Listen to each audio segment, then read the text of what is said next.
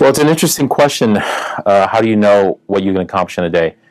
Because I think the first thing you have to size up is you have to size up, okay, the director. You have to say, okay, what can the director do? Or what is the director capable of doing? Can he make, can he make forthright and solid decisions?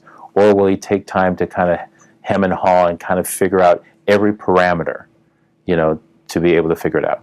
Is he a take 5 kind of guy, or is he a take 22 kind of guy? So that you figure out right away. And then the other thing is you figure out just in terms of there's movement, and the last thing is you figure out what the actors are capable of doing.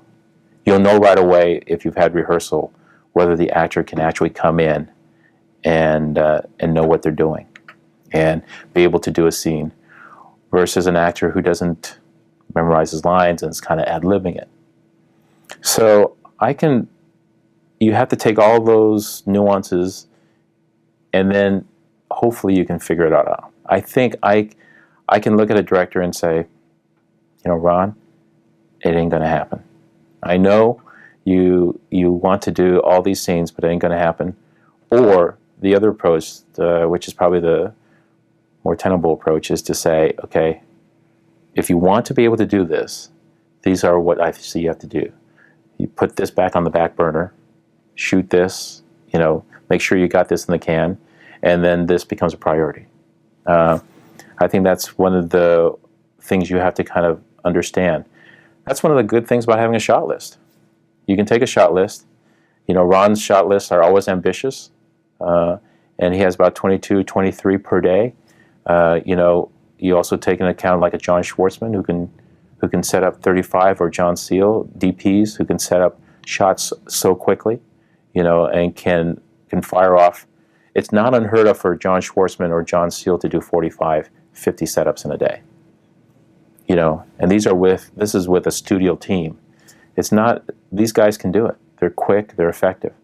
And when you know that you have a quick director and you have a quick DP, it's amazing how many things you can do during the day. So you have to take all of that into account in order to know what you can accomplish during the day.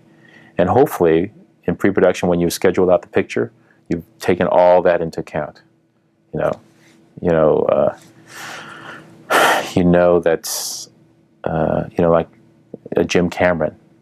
He always has in mind what he's going to do, but at the same time, logistically, it's a big deal. Ambitious, but you realize that these are big, big setups. Someone like Alan Parker, Brit, he never has a shot list. But all he wants to know is, Aldrich, when do you want me to finish my day? Ideally, 7:30 or 6:30. Okay, and we're starting at what? 7:30. And what are the scenes? We have this blah, blah, blah, the blah, blah, blah, blah, blah. Okay. Sure enough, he has a personal time clock where he kind of figures out what he needs to do in his own mind during the course of the day. And I tell you, every single time he's spot on. He says, okay, we're usually on the last setup at 6 o'clock if we have a 6:30 deadline, and we're wrapping the camera at 6:30.